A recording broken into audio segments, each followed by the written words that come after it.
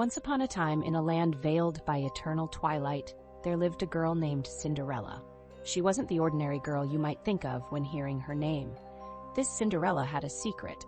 She could see ghosts. Her home, a once grand manor, was filled with the restless spirits of her late parents, whom she loved dearly. But ever since her wicked stepmother moved in with her two horrid daughters, her life had become a nightmare. The stepmother and stepsisters, Belinda and Drusilla, delighted in tormenting her. While they made Cinderella work to the bone, scrubbing cauldrons, dusting cobwebs, and sewing their extravagant costumes for the upcoming All Hallows' Eve ball, they reveled in mocking her strange ability to communicate with spirits. The ball was no ordinary one.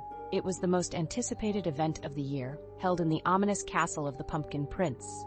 He was a mysterious figure known for his ghoulish charm, and every eligible maiden wanted the chance to win his favor.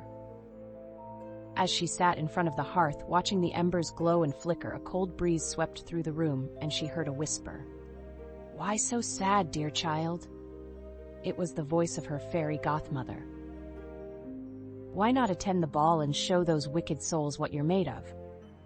"But I have no costume and no way to get to the ball," Cinderella sighed.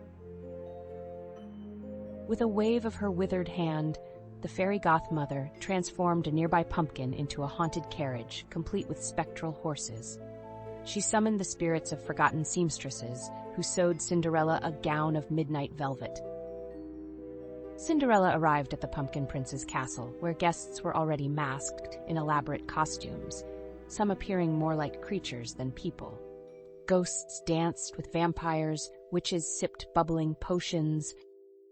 They danced together, spinning across the ballroom floor like shadows in the moonlight. For a brief moment, Cinderella forgot all her troubles. But as the clock struck midnight, the magic began to unravel.